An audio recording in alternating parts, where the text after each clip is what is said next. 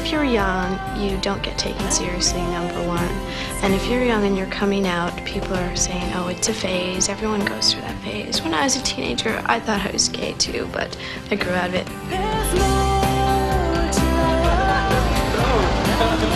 She sent me to the psychiatrist to see if there were tests to see if I were actually gay or not. But the psychiatrist said, well, no, there aren't any. There's no such thing as a test for it. Don't they ask you dumb questions like, how'd you choose to be gay? Well, I was 12 years old, I was given a menu.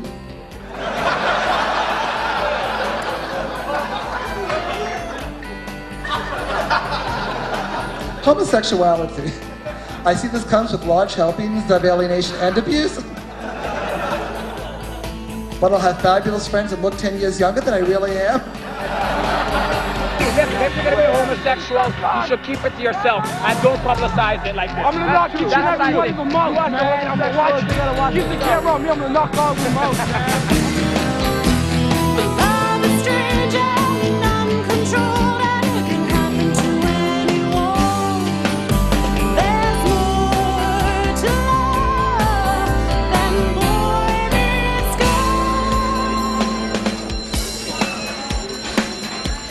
Been figuratively out of the closet for about almost 2 years now.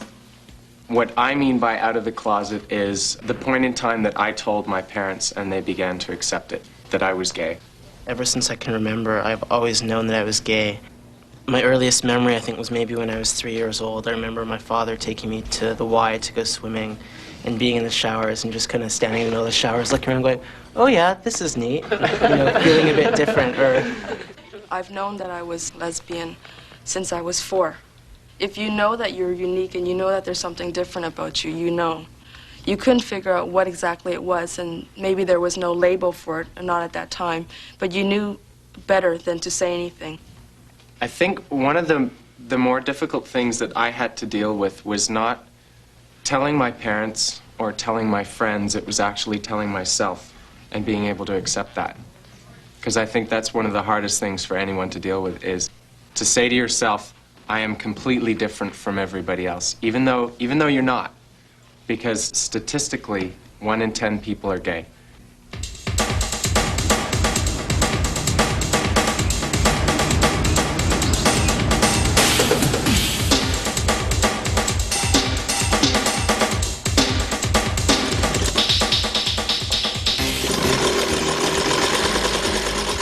I guess I first knew I was gay when I was like, I don't know, in kindergarten, really. I always thought I was different. I was just so much different than the other children. I was, I guess, a little bit more artistic, outgoing, I don't know, but I was just different one way or another and knew it. I've been wanting to be a designer since I was 9. I started sketching clothes when I was in and started sewing and had ideas for things. Later on in the future, like, I would like to possibly study costume at the Royal Academy in London, England, because costume really fascinates me and things like that.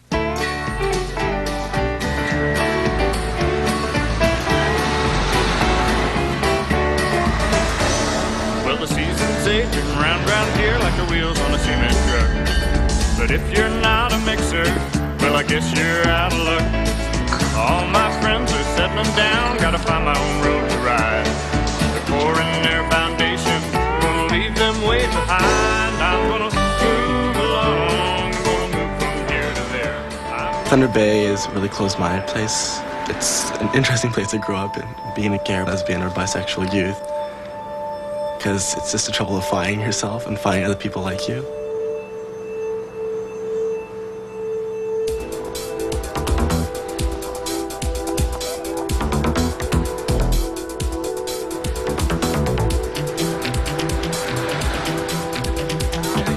I work in a coffee shop in what would be known as Toronto's gay community, gay ghetto.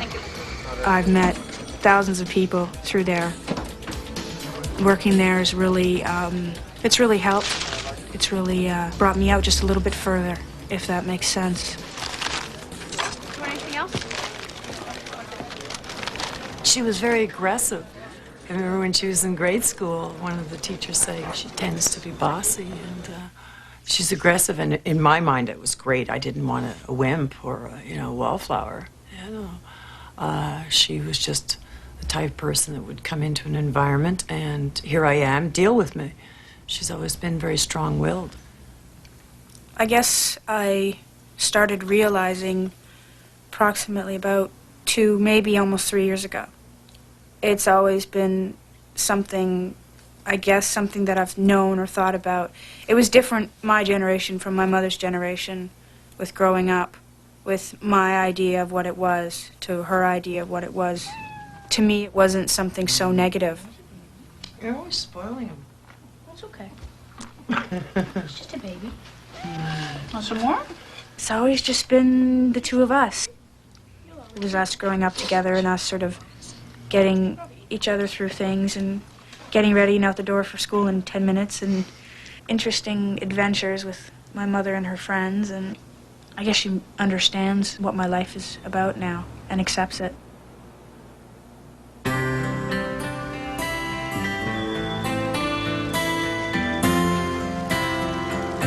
My mother and father were divorced back in 1981, and now I'm living with my mother and stepfather up here in Ontario.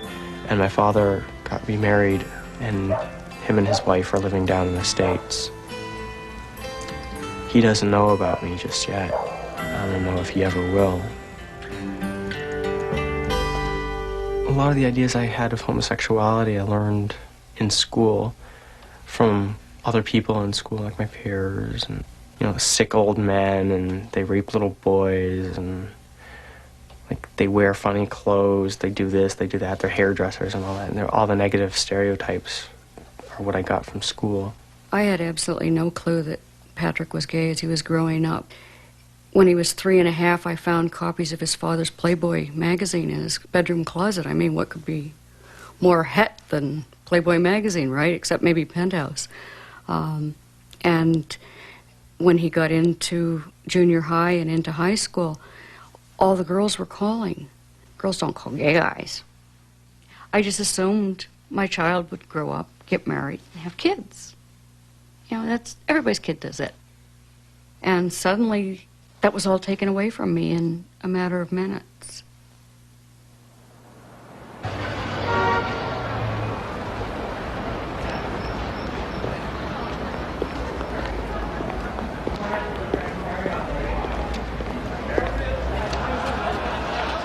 I'm making a book now. This is called Jackie Cohen's Guide, How to Be a Sissy in Gym Class. Now watch this very carefully. First, if you want to be a sissy, you must know how to stand, right? Okay, first, put all your weight in one leg.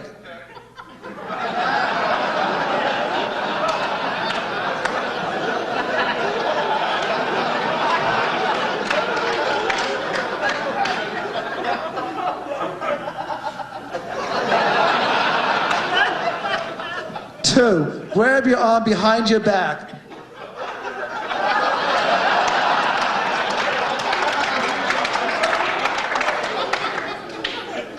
Three, for extra credit, stare at your fingernails.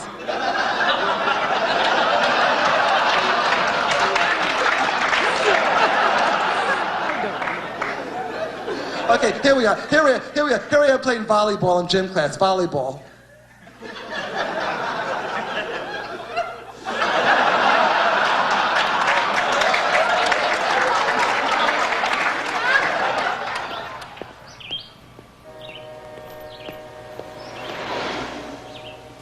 I guess at this new school I'm going to, it should be really quite interesting because I plan to make myself visible that I am gay as soon as I go there. So it will stop a lot of rumors that are happening. So this time I'm basically say oh, I'm here, I'm queer, get used to it because you're going to have to. I think that the gay students that I've come across, I think basically they're tolerated or ignored would be the best way to describe it. Definitely there's no hostility, no subtle or obvious hostility towards the students. Whether students take a position for or against gay lifestyle, I think, is something that they basically keep to themselves.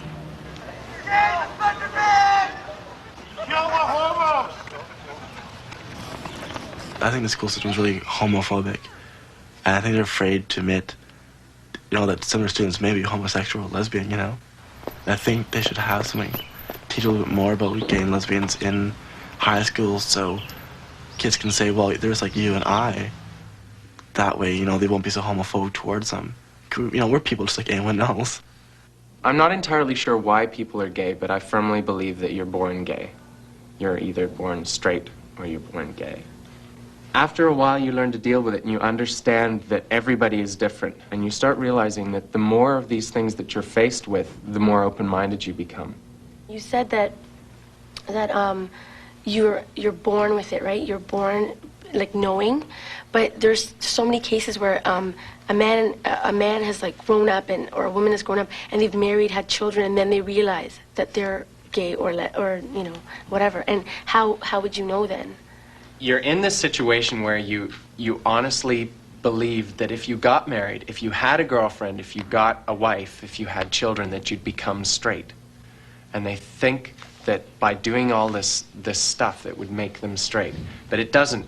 You try to put it at the back of your mind and think, no, I am not, because what people will think and the pressure that you will lose your job and you will lose your friends, you will lose your family and all that. And then finally they realize that they cannot cope with that anymore, that it's time for them to be themselves.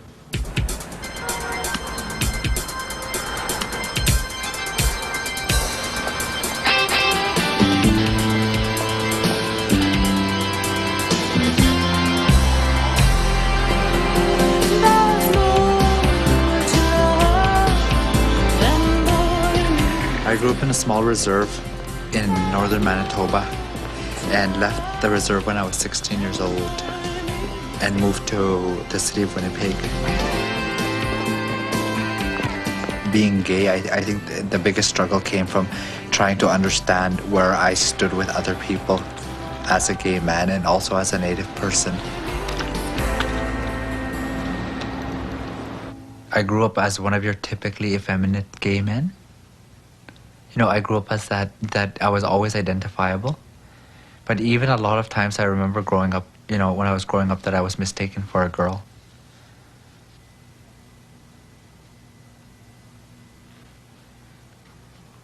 My learning about it, I think, came when I began to go through my teen years. I wanted to date the boys. It's what I wanted to do. My family, I think they reacted in the same way I did, was don't talk about it. You can be it, but don't talk about it. Don't flaunt it. You know, be gay, but don't flaunt it. You know, don't push it, you know.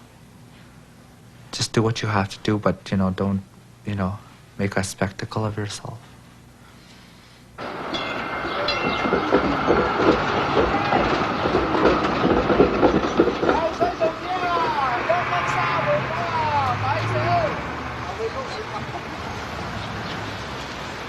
I was born in Hong Kong, and my family and I moved here in Canada when I was still fairly young. I'm the eldest of 3 daughters.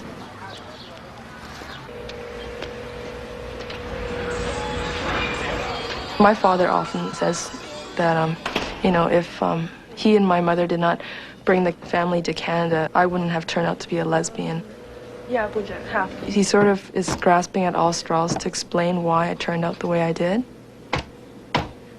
And it's something that I'm suddenly thrusting upon them, like new values, new Western values that I've adopted, and they see it as an act of rebellion.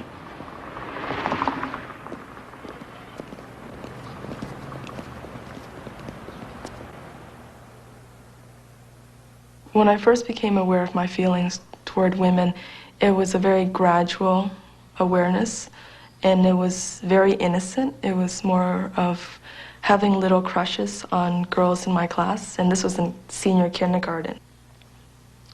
Eventually it would grow stronger, and eventually I wanted it to be sexual.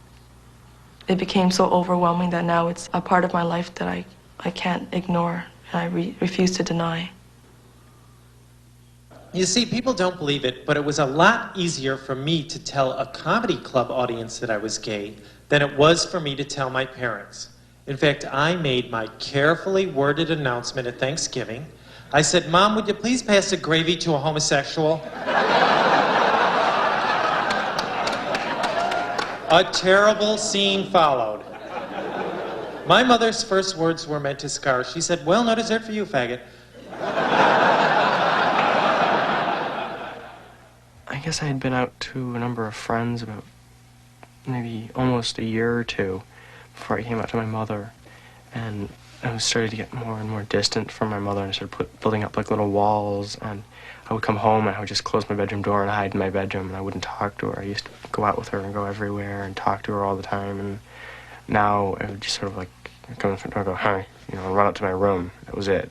I finally said, "Patrick, I don't know what's going on with you. And I can't talk, you know, I don't know how to talk to you about what it is to ask you. I said, why don't you go talk to our family doctor?" Which he did. I went back to my family doctor to get a prescription for something for pain. And I said, "Look, I know you can't tell me what Patrick and you talked about, that's confidential medical information. I just want to know, should I follow it up with him?" And she handed me a package of tranquilizers along with a pain pill prescription and said, "Here, you're going to need these."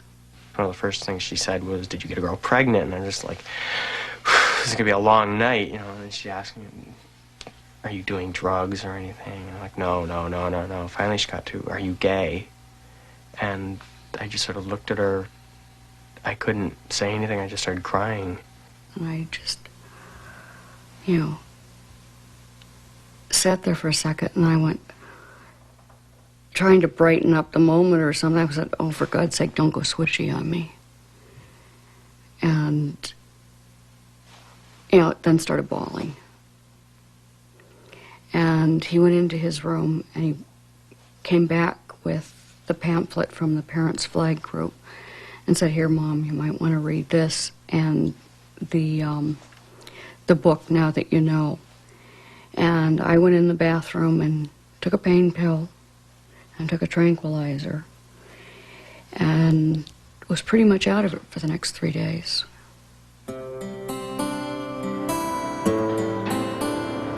I came out to my parents 2 years ago, 2 days before Christmas Eve. I'd already packed my bags before I told my parents because I had thought that they might not take it so well.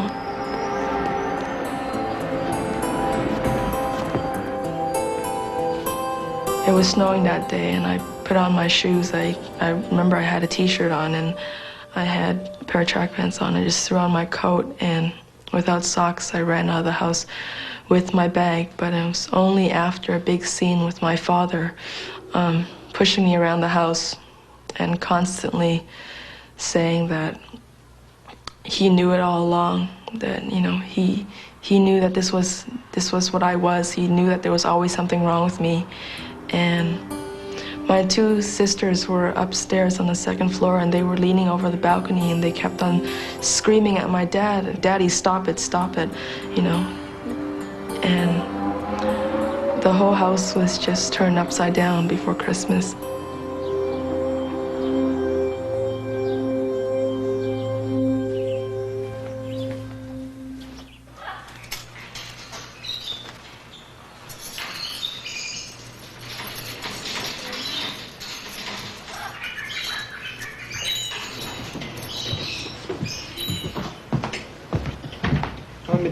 Hi. How are you? Good, how are you? Okay.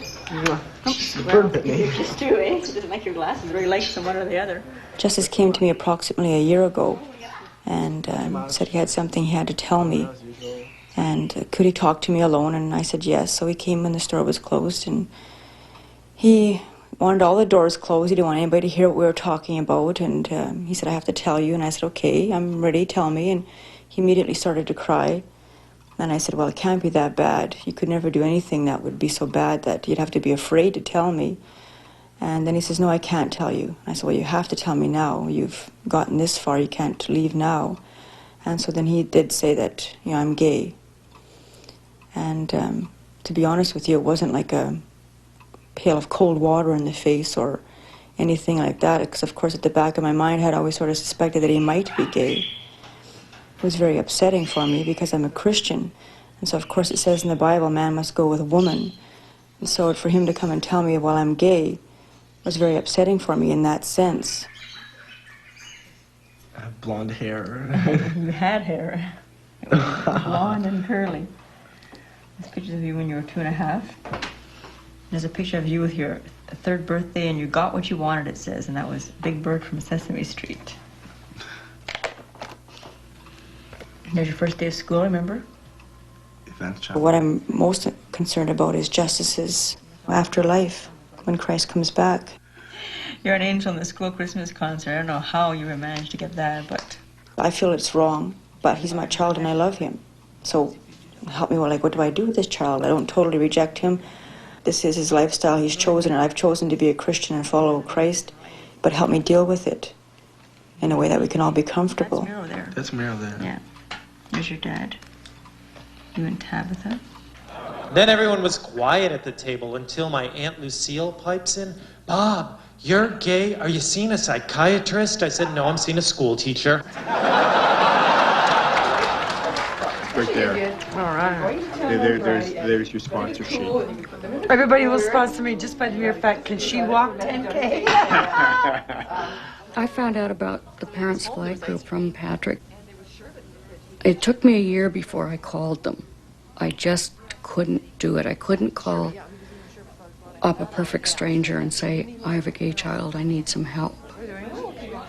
Coming to this group really helped my first night here, which Catherine was facilitating, and seeing her bubbling face, I thought, my God, this woman's strange. She's got a gay child and she's acting so normal, you know. Aren't we supposed to, you know, I didn't even know how to be, and it was coming into this room looking around at all these people, these faces, and I felt like I was so unique and so alone, and I sat over in a corner, and the woman beside me started to talk and share, and I started to cry. I what the hell, I'm cracking up.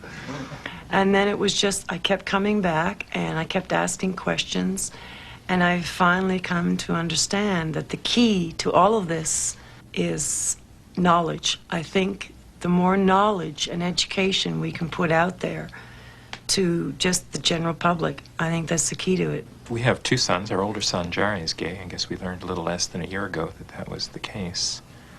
So I guess we were very concerned to first let him know that we were supportive of him. We don't love him less, and actually not more, but that none of that changes because somebody's gay. It's hard to imagine, and hard for us, I guess, to understand how in many cases that does change or seems to change. Mike didn't tell us. I was tidying up and I saw a letter on his dresser, and I picked it up and read it. And it was from a friend of his. And I couldn't believe what I was reading. I thought he's writing a script for something.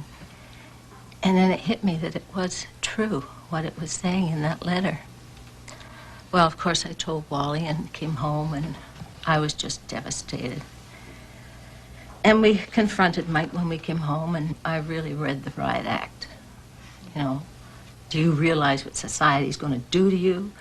Thinking, of course, at that time that this was a chosen thing and a choice he had made. And it wasn't until much later here that we found out that it isn't a choice. I listen to you. You have suffered for 20-odd years. For nothing.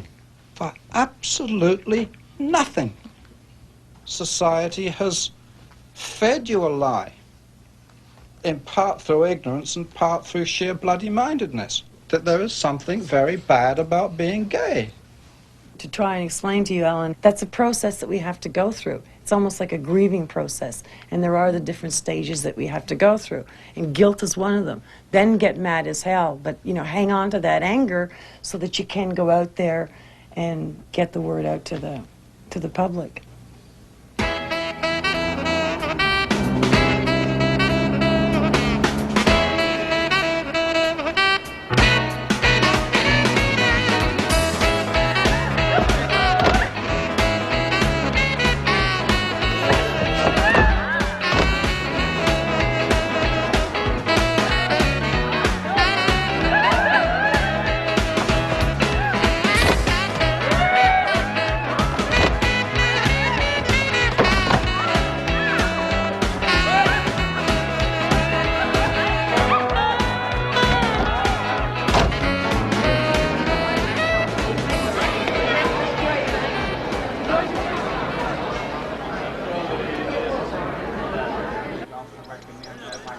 Carol. All right. Is your pen gonna run out? Many of your gay and lesbian children have a mission in this world, not only to be gay or lesbian in the world, but to search for and celebrate the significance of our sexuality in this historical moment. The political meaning, the spiritual, moral, social, and psychological meanings. We are not coming out alone. We are a movement, and therein is our strength.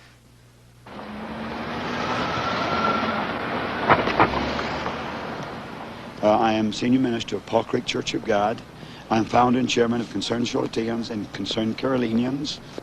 We have been, for 3 months now, educating the people in the community of what PFLAG really is, that it's a very radical, leftist, homosexual group seeking to impose their immoral agenda upon the American people, and we will not tolerate that in our community.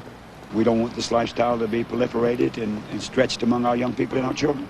PFLAG stands for Parents and Right. Friends of Lesbians and Gays. Exactly. That's their name. Yes. You don't believe that it is Oh, actually that a group is, of parents? well, it is a group of parents, but they are not just seeking to support themselves in helping their young people. They're involved in opposing any religious groups that try to change homosexuals and lead them to Christ. They're very committed to an idea of Project 10, which is to teach homosexuality in the public schools. They just don't tell the truth about themselves. They're a very radical leftist agenda. And I must say that in these troubled times, PFLAG is a paradigm of grace and courage for me. So while some may taunt and heckle us, even with their prayers, out of fear and ignorance and hatred, you extend acceptance and reason and compassion. We should never trust those who are predictably more interested in others' sins than in their own. But you don't read I'm also other kind. things Let me besides tell the you Bible. something. I want you to love your don't children. read anything I- besides oh, the yes, Bible. I do. Oh, yes, I'm Or I'm a whatever student's man. corroborates But you what keep you want loving to your believe. children. That's I will right. And we're never going to sit- support them and love them because they were born the way they are. No, I don't agree and they with are that. fine, No, I don't agree wonderful, with that. upstanding I don't people. doubt that at My all. son is a college professor. I don't doubt that okay? at all. I don't doubt anything about your son being wonderful. I think you should love him, but I think But you I should don't give him want hope. people like and you I don't think you should to leave him. deny him his civil rights. And that's what you do. You provoke people to beat them and torture No, them no, no. and make them miserable. No. Oh, yes, you do. No, I do Sure, not. you stand back and just hand out treaties Friend, and you let them do it. There's probably you more let homose- them do it. So you won't let me I say am anything. very angry. I know you are. God bless you. My biggest issue is just society's fear and the way society reacts to homosexuals. I love my son. I'm very proud of my son. And I would do anything I could to protect him. And that includes joining Parents Flag, becoming active, opening my big mouth, and saying, hey, they're here, they're queer, and we're all staying.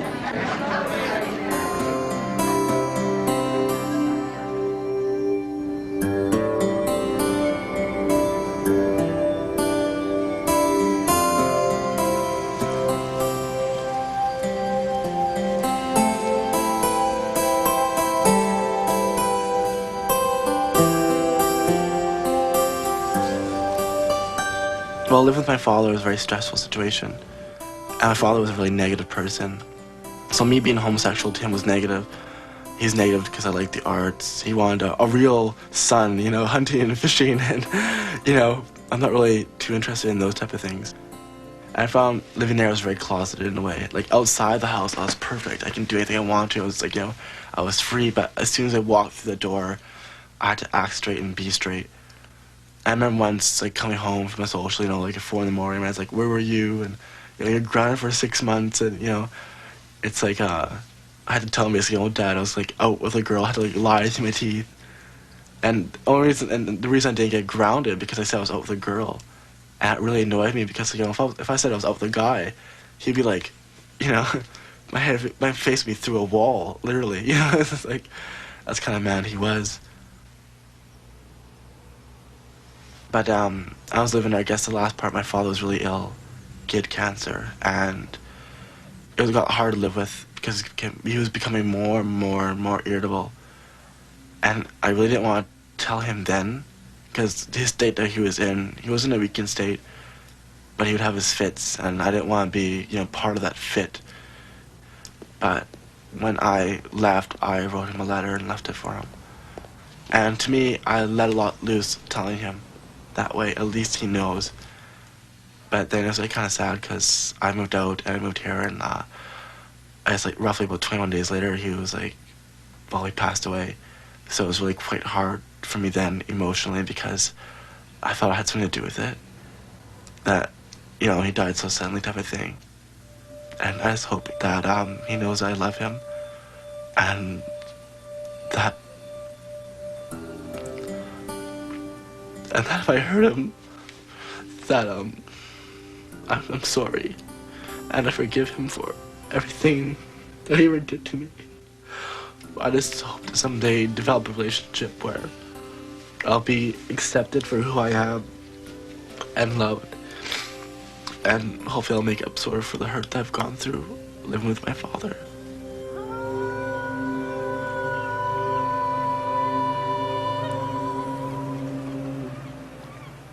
My mother's great. I can call up my mom and talk to her about my boyfriend and the problems I'm having with my boyfriend. When I first told my mom about my boyfriend, she's like, "Is he Jewish?" I was like, "Well, no, he's not, Mom. I'm sorry. It's not really important to me." She goes, "Well, you could have tried. Sorry, there's no cute Jewish guys in Winnipeg. What can I say?" I can relate more to why the guys would tend to be gay because I can see where they'd get pleasure from it, but the girls, I don't understand why it would be good for you. Like a man, how can you feel satisfied without a man?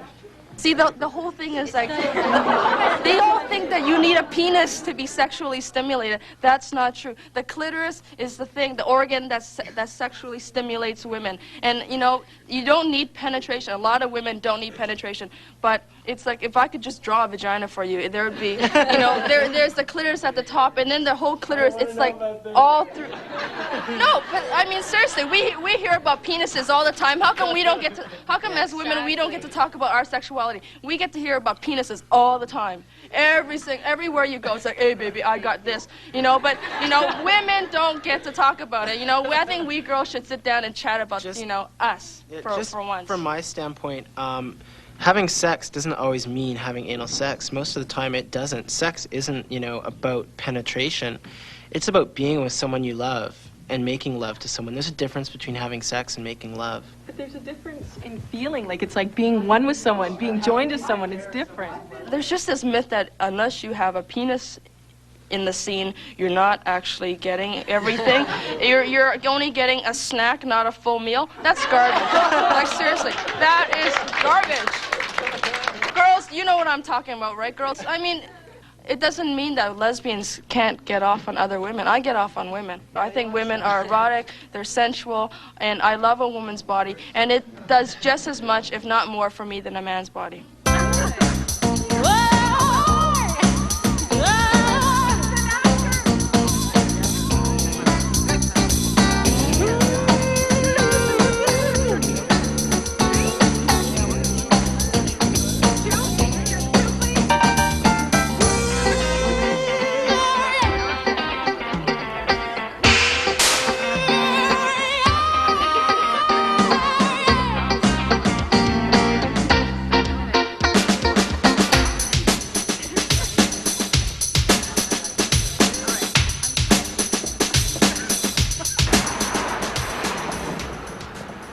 I came out in Newfoundland a couple of years ago, and living in Newfoundland, being young and being a dyke is really hard because there's 4 lesbians under 21 that I know that are out, and 3 of us are moving away.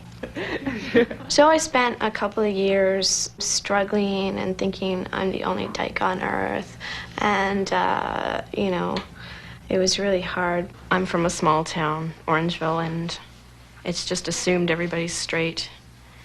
And until I came to university in Toronto, I couldn't even think of coming out.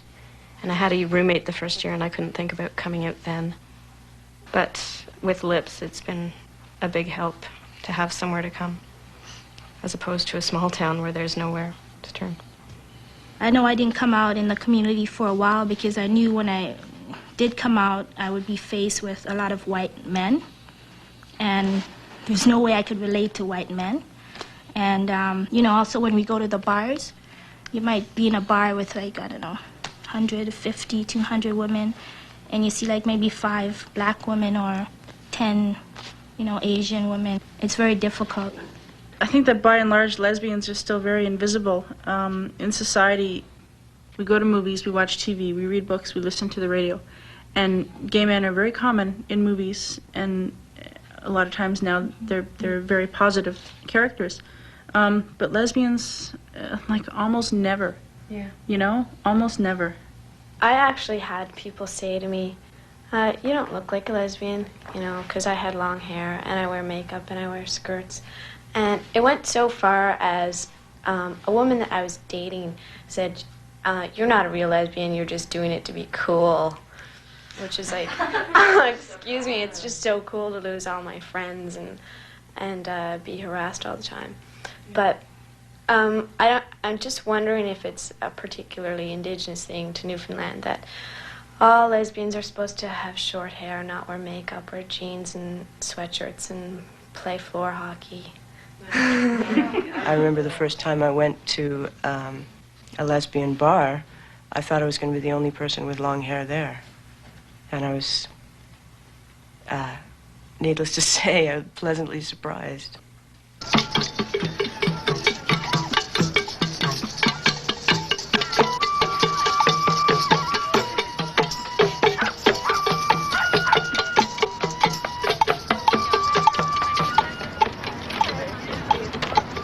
$75 or 2 for $1. Do we need clothes? Should we go try walk around with it first? I have no idea. Could you hold it instead? I'll hold all that stuff you're holding. You hold on. Yeah. I think for the earliest part of my life, I just accepted the status quo like any other 14-year-old, 16-year-old. And it was not until I came out of the closet that I realized that there's just so many things wrong. That looks great. Not the church, not the state. Women will control our fate. I believe that there's a very strong connection when it comes to different types of oppression. And when you're a person like myself who falls into so many categories, how do I divide myself and say I want to focus only on one issue? I want to combat racism, or I just want to deal with like homophobia, or I want to deal with sexism only. I can't. Women loving women! I think that coming out is never going to be an easy process, but I also think that there are different degrees of difficulty, and unfortunately, by the standards of our Western culture, the darker you are, the more difficult it is to come out.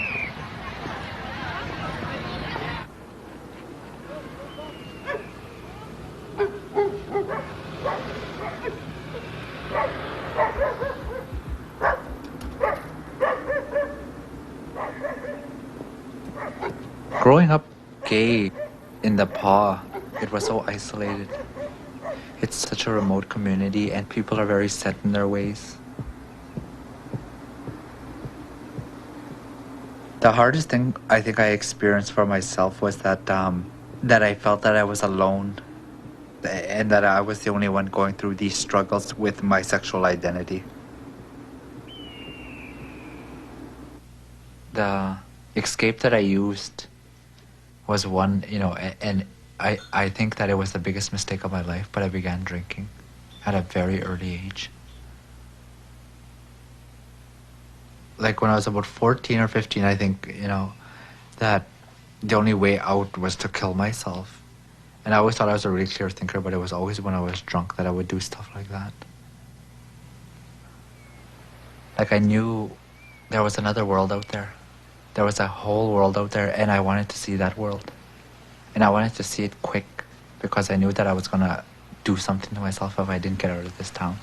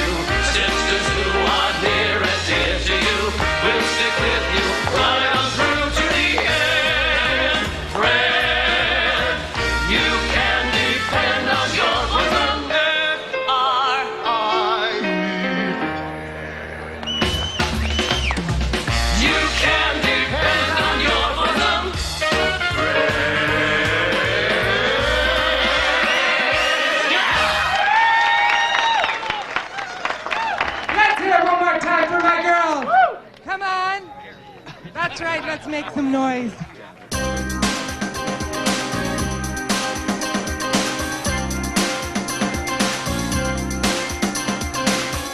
I think the dark side of being a gay youth in the city, and especially a native youth, was that there were a lot of, I don't even consider them gay men. You know, I think a more appropriate name would be pedophile. They would offer us drinks, they would offer us drugs in exchange for whatever. The only thing that I could understand about white people was that, you know, there are white men that like other men. That was the only thing that I connected with. The drinking, the cruising, the drugs, I could not relate to at all. I drank, but it was because I was hiding something else. Like, I hadn't dealt with being gay yet, but I was sitting in a gay bar drinking.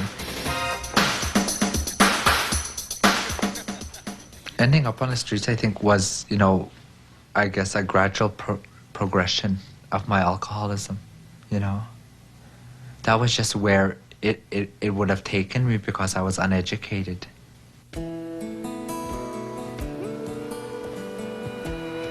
I don't think, you know, like at that time that I was employable. I knew nothing about the big world. There's nobody out there, no gay counseling centers, no counselors, period, that you can go to without getting sent back to the reserve. And even today, there still isn't.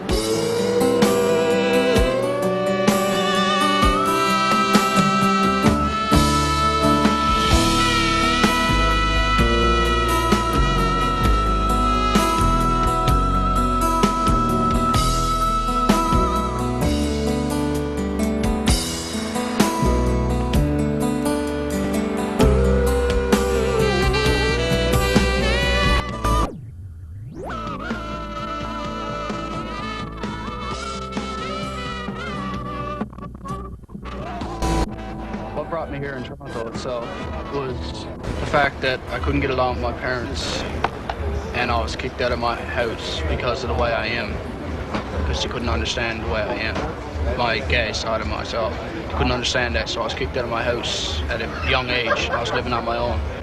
I couldn't survive on my own, and I heard all this glamour and excitement by watching television or hearing people coming back from Toronto. When I got up here, the only place that got me was on the streets for 2 months. I was living in shelters, besides on the streets. I was living in the Sally Ann. I was bumming around, trying my best to straighten out, and I couldn't do nothing. Until, it might sound weird, but until I came over here and I met people my kind that helped me out. Hi, Guy. Hello.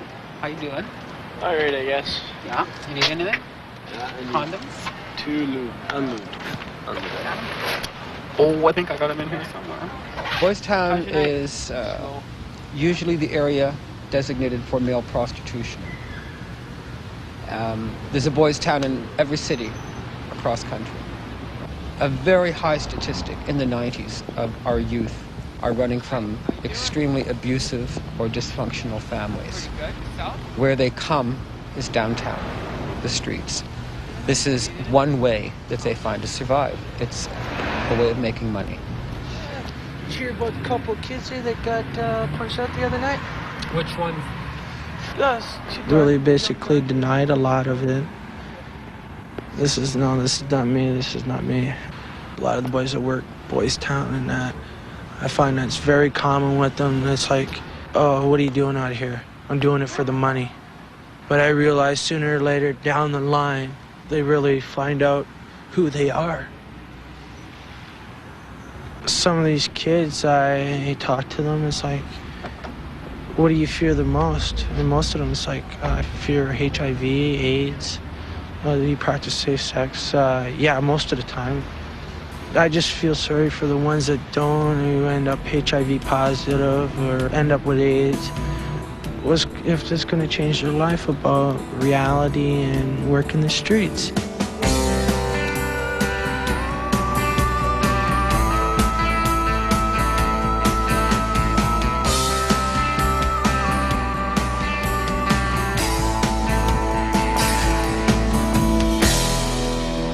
Tranny Town is basically the gray area between male prostitution and female prostitution. It's populated by men who dress as women and act as prostitutes. There's a lot of reasons why they're out there dressed as women. It's a costume. For example, you have a 17-year-old young gay male who cannot come to grips with his femininity. He cannot come to grips with the rejection he may have suffered from his family or his peer groups. And when that child suddenly decides to break away and search for an identity, he's found one immediately, which is, I'm a sissy, I'm a woman, therefore I costume myself. I can be beautiful, I can be glamorous, I can be somewhat dramatic, and I can attract acceptance on that level. She had a bad date a couple weeks ago. The guy ripped me off and knocked me out, picked me up here, offered me $100 and ripped me off. Took me to the outskirts of town, left me there. I woke up about 6 o'clock in the morning and I had to hitchhike back into town. Like, stuff like that is pretty scary. Like, the worst thing could happen is you wake up and wake up out of the town with no clothes on. I had that done in Vancouver Or if you wake once. up at all. Yeah. I've been working since I was 14 years old. I've been on my own, here and there. My worst fear now is to get off shooting up. That's about it. Say that you want to try to get off the streets, stop doing this? Or? Oh no. It's the only way I live. Actually, I can't go home to my mom because she doesn't accept me for what I am. But just to get off the drugs will help me. Because I used to do better when I was off it. I had a life when I was off drugs.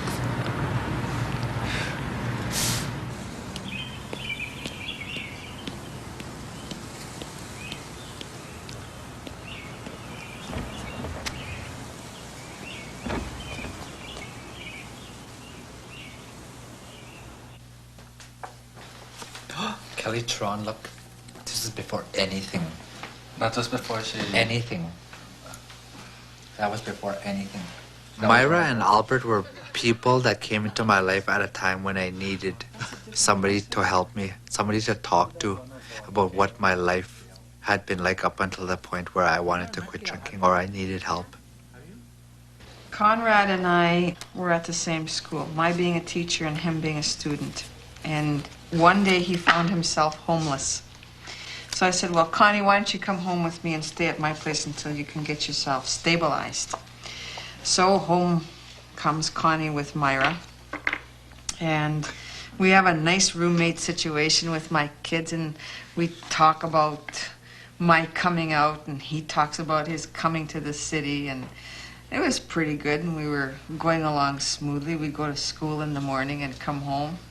And then I noticed some of my clothes that were gone from my closet. And I come home one day and I found Connie lounging around in one of my big long blouses. And I said, we're gonna have to talk about this.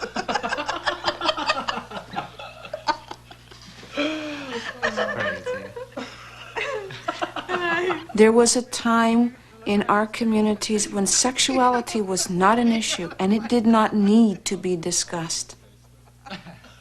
It's as simple as who you are. And if I can accept myself,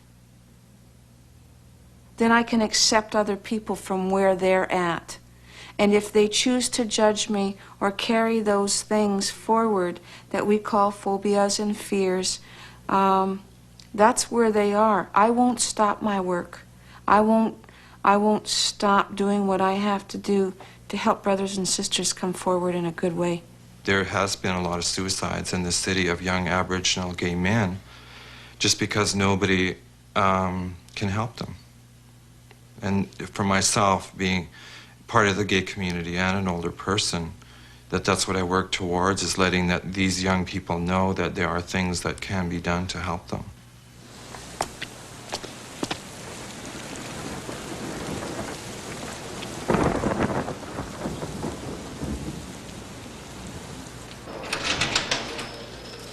Let's go over here to the officer at the desk. Who you here to visit? Dion Sunshine. Have you got ID? Yeah. When I'm in here, like I've been in here so many times already for minor things like prostitution and stuff like that, and the cops really know me well, you know, and they said, you know, Deanna, if you don't, you better leave Winnipeg or quit doing what you're doing because every time we see you, we're gonna bust you, eh? And I think a lot of times they do it just because they think it's fun to arrest Dion because Dion's a transvestite or whatever, you know. I've been working for so long. You know, it almost seems hopeless, you know. You know, that's the thing I wanted to, you know, really, like, talk to you about, you know, that I'm 23. I just turned 23 in August, Dion, and it's not hopeless. You know, I can't stress enough that it's not hopeless because I got out when I was 20. Like, really fast. I quit the drugs, I quit the drinking, and it didn't happen overnight. I had been drinking like 10 years. I was telling you I went to the alcoholism board and AFM, and I wanted to go in there, and I was dressed up, you know. I tried, I didn't go dressed like a hooker or anything, but I mean, I wasn't going to change the way I am, you know, and they said, well, we'll accept you, like, for the inpatient program if you change the way you are, like, if, in other words, if you dress like a man, and they wouldn't accept me, and I just thought, well, you know, if this isn't discrimination, what is, you know? And you say that it's hopeless, but the thing is that I found people to talk to, people to phone up and say, you know, I'm really having a hard time dealing with my life. Well, maybe if I could find somebody to help me, somebody that I enjoy being with, you know, that I want to be with, not somebody that just wants to be with me for one thing, you know. I just want somebody to like me, like I just want somebody to want me. Not for all the wrong reasons.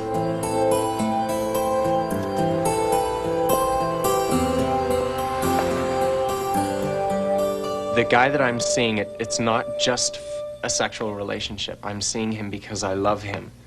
And we may talk about sexual experiences and that sort of thing, which is very important, but I want you to understand that being gay is mostly about being in love with somebody of the same sex. You ready? I met Tammy at the Second Cup. I was working and she just kept coming in all the time. And now we've been together for almost 9 months and we live together.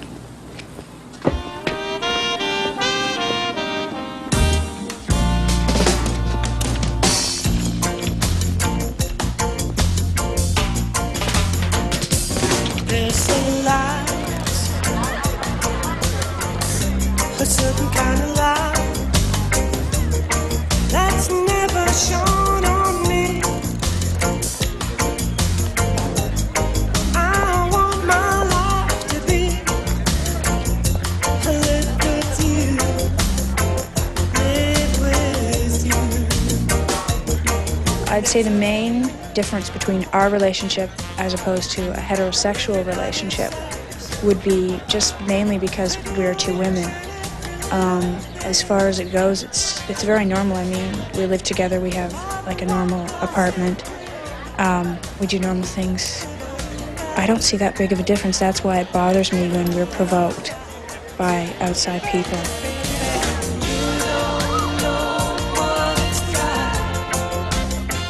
I liked Tammy the minute I met her. She came through the door, this impish face, this sparkle in her eyes, and I, shook her hand and then I gave her a big hug.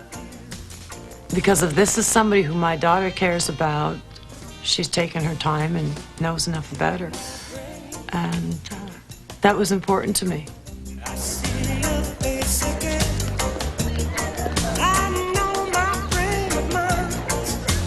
I'm glad she's in my daughter's life. I'm glad she's in my life. I feel like I have two daughters. And I always say that when I phone on the message machine. Hello to my two girls. I'm always saying stuff like that. You've all seen The Wizard of Oz, right? What happens? The Wicked Witch appears and scares the shit out of the whole city. Oh, the witch threatens Dorothy. She threatens Glinda. She said to Glinda, "You keep out of this, Glinda, or I'll fix her as well."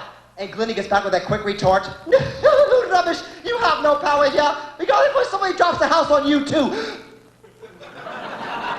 Well, I used that line in a time of danger one night in Greenwich Village. I'm walking down the street. These fat bastards jumped out. They said to me, "You die tonight!" I put down my villain's voice, took a deep breath, looked them all in the face. I said, "No, Rubbish! You have no power here. Because if somebody drops the house on you, too."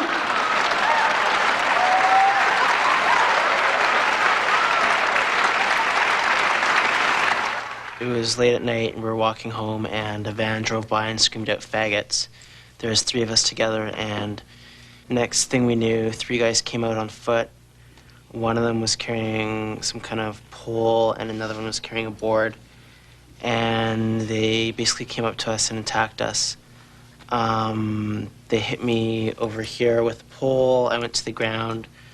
They started, kicking at me and hitting me and calling me faggot, queer and stuff like that. And I don't know how to describe the feeling of just being on the ground and kind of looking up and having someone kicking you in the gut because of who you are and because of who you choose to love. And ever since then, I always have that fear of someone, the possibility of getting bashed. One girl was cornered who was out in Catholic school, and she was cornered by 5 other girls, and they broke her ribs. You don't know what that does to us when we hear this story. You don't know what that does to that person, because all of a sudden she can't go to class. She's scared to step foot in the school. That's why there's such an incredible high dropout rate within lesbian and gay youth, because they know that if they're found out, this is what's going to happen. It's an alternative school. It's an arts high school. People tend to be a little more liberal. Everybody at that school, they practically consider each other family. As far as I know, I'm out to everybody. The only trouble I've had was from people that came in from another school and started a fight. This one fellow had come to see his girlfriend in our school. He'd brought his brother and a best friend, and I had been walking past them in the hallway, and one of them said "Queen." I ignored it, and I just went on my way to the cafeteria. I told my best friend about this, and she doesn't like anybody bothering me. She gets really upset when people bug me. And we walked past them going up the stairs, and she made some comment about, "Are these the guys, or are these the pigs?" And they just started screaming back and forth. They were yelling things at her, and she was yelling them back. And meanwhile, I was holding the door going, "Come on, Jade, shut up, let's go." But they're yelling back and forth. The one guy came up and shoved me. At that point, she slugged him and sent him flying about 5 feet. And so he attacked me. I received a phone call while I was at work from Patrick's vice principal, and she told me that Patrick had been assaulted. She didn't say that he had been in a school fight or anything. She said, "Your son has been assaulted, and we want your permission to take him to hospital." And it was just like somebody had stuck a knife in me or something, and it hurt that my son was hurt. But then she said that 3 boys that did not attend Patrick's school had come into the school, and a fight had broken out, and the one boy had punched Patrick a number of times, pushed him to the floor, and had kicked him in the head.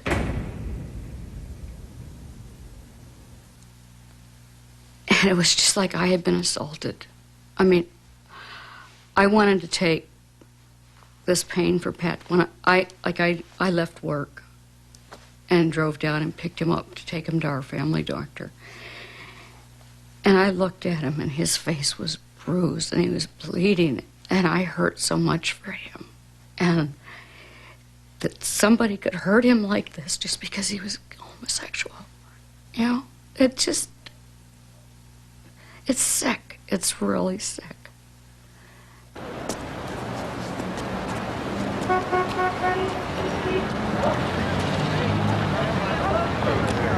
What's Donna? Good evening. Hello, world. Halloween is traditionally a night when a lot of people are out.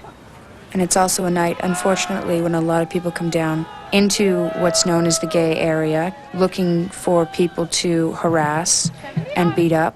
I've seen a lot of people get hurt. Connie and Jennifer were coming down when they got whipped with eggs by a bunch of boys up there, yeah. We want to gather more people tonight as we march down the street to join us putting an end to the violence against lesbians, against gays, against all. So now we're angry and we're demonstrating and we're trying to show people that, yes, we will be in your face if this is going to keep happening.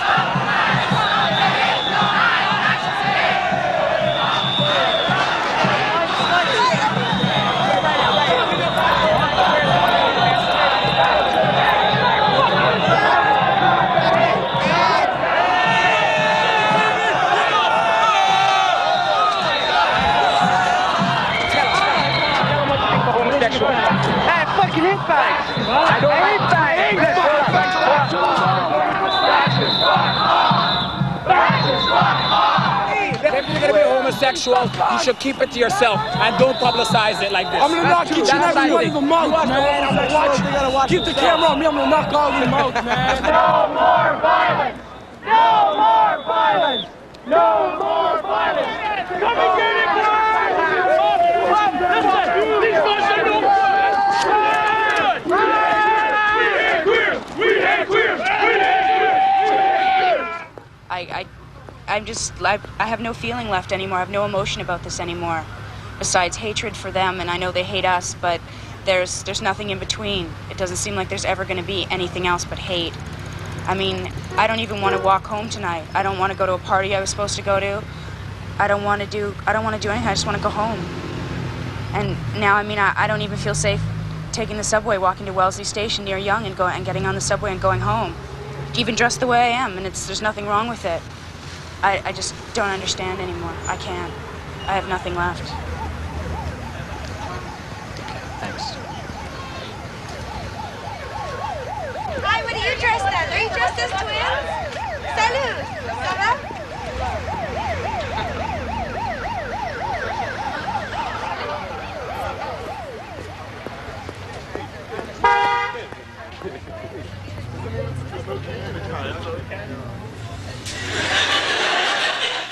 I'm not really a waiter.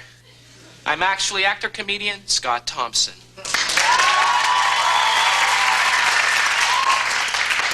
And yes, I'm the fag.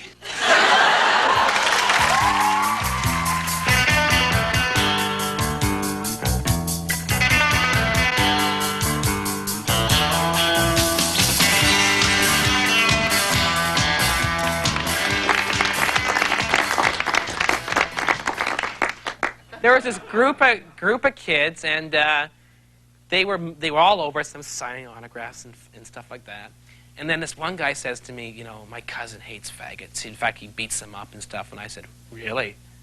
And your cousin's here? He goes, yeah, but he loves the kids in the hall. And I thought, well, okay, this guy needs a little lesson. So I said, is he here? And he goes, yeah, he's right over there. And I looked, and there's this big, gangly kid.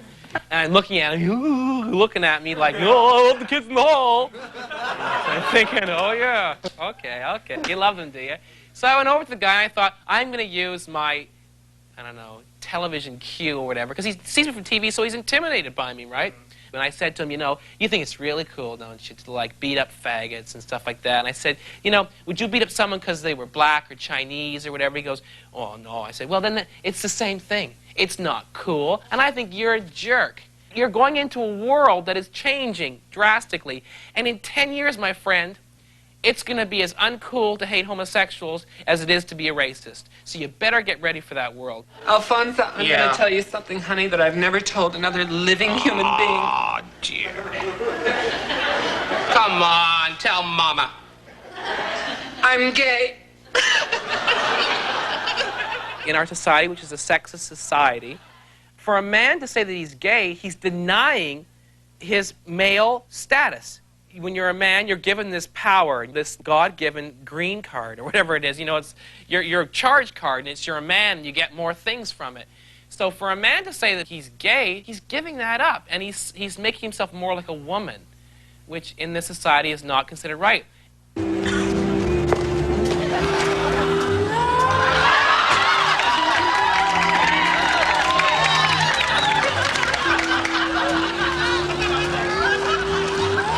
Fag!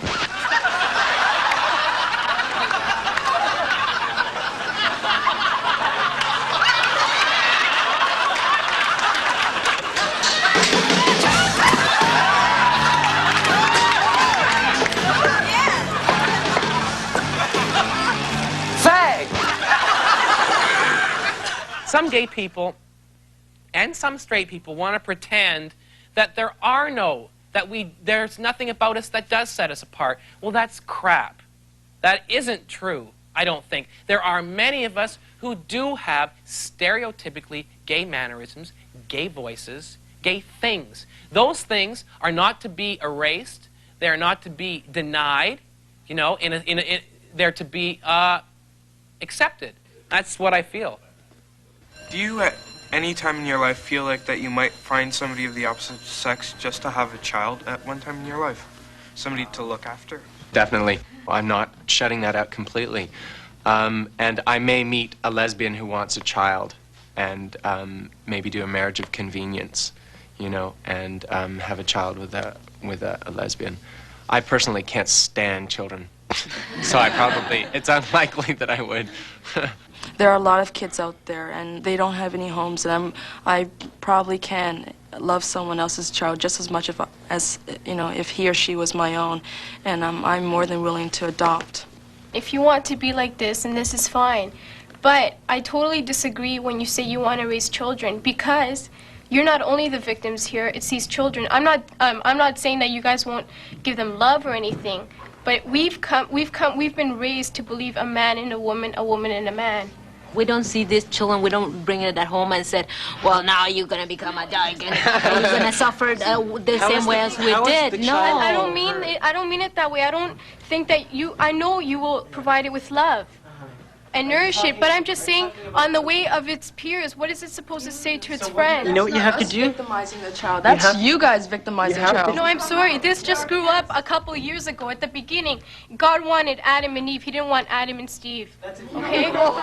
You have to stop this kind of homophobic thinking. And you have to tell your friends, and you have to say, it's okay that my friend Billy has 2 gay parents. It's okay that, you know, he has 2 fathers and they love each other. And, you know, he's being victimized by his peers, and we have to change Billy's peers' attitudes. You're losing one there, dear. It's a little too. Man does have a point.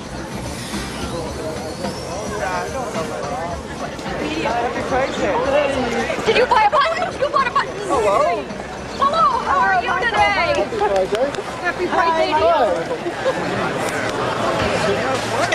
you. Lesbian Gay Pride Day is wonderful. It's a day of celebration. It's a day of walking out in the street and being yourself and not being scared of anyone. That's all right. That's great.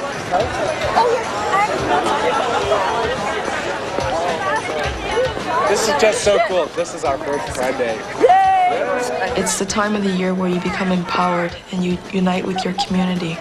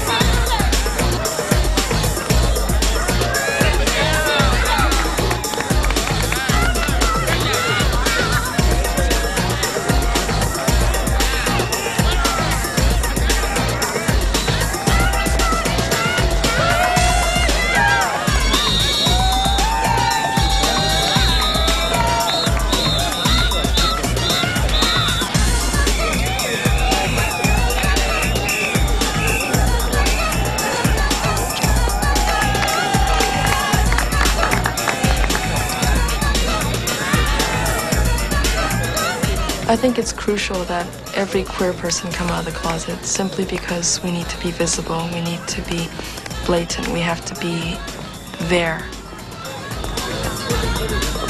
And the fact that we're quiet and we're in the closet, we give people an excuse to ignore us. But if we come out full force in numbers and we come out in every, walk of life, I think we'll make a very full impact.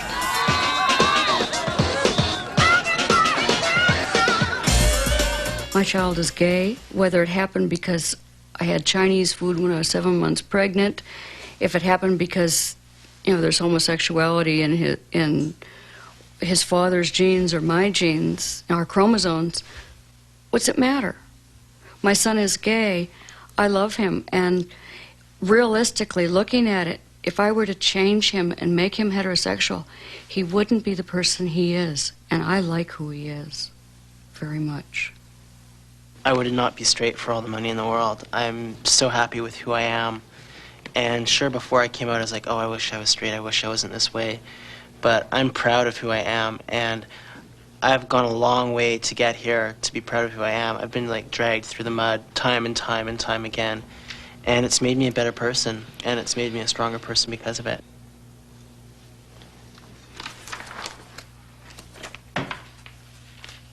A really good friend of mine, Alicia, and I are going to start a phone line. Yeah, that seems straight.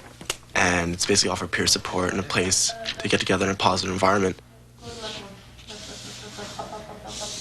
Right there. Okay. We're here Mondays from 4 to 9 o'clock, and we're basically here to provide a forum of discussion and provide a place where gays can come out and socialize in a positive environment. At the moment, we do not have people come to the office because, for obvious reasons like gay bashers and such. But we do meet with people individually, and we have done that. Did you? You sound nervous. Yeah. Yeah.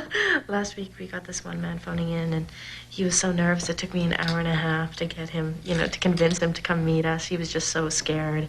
I myself never went through that, but I know of countless people who did go through that, going out with a girlfriend type of thing to cover up and things like that. And sometimes it was easy, sometimes it wasn't. Okay then. Okay then. Thank you. Bye. Is he gonna phone back? He's gonna phone back. Next Monday? Yeah. Okay, what was about him? He was 17 years old. He was really, really worried. Does he want to be gay? He's covering up. He has a girlfriend. He's really worried because he said something about his parents found out something like that, they would disown him and things like that. Mm. And things like he has a lot to risk. Because everyone else who's phoned is kind of like, I'm gay. I just Yeah. don't know how to come out in this guy. He was really he's like, oh, I phoned. I can't believe I phoned. And Oh. so I hope he does phone back. And he was just like, well, I don't know what Yeah. to do, and I just want to talk with someone who's like I can relate to that way. Oh, that's great. And things that way, so it's better. That'll be good. Yeah. I hope he phones.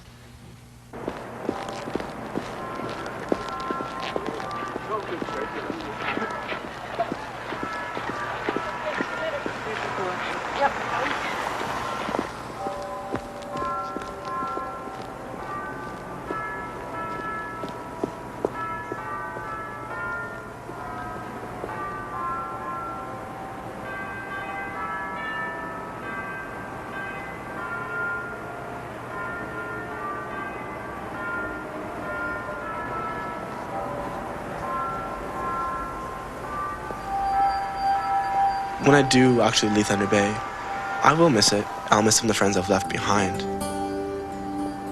But if I move, it'll be a new experience and a positive experience. People are realizing that things can be brought forward in the world and they won't be punished for it and they won't be ridiculed for it. I think it's a part of change.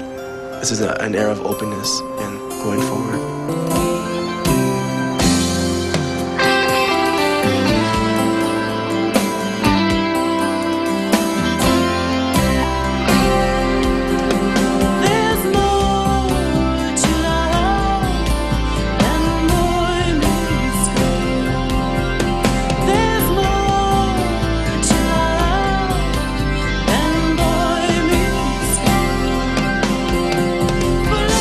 Stranger